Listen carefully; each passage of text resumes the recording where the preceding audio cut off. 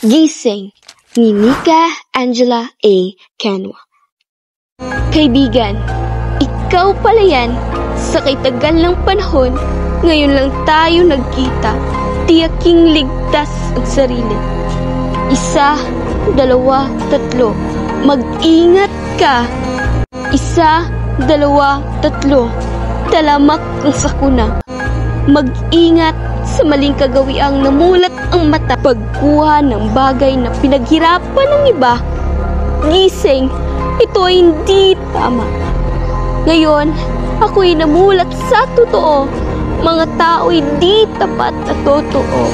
Magagawang kumitil ng buhay, mapagbigyan lang ang gusto. Kasamaan na nagdulot ng kahirapan. Kahirapan na tayo rin mismo ang pinagmulan.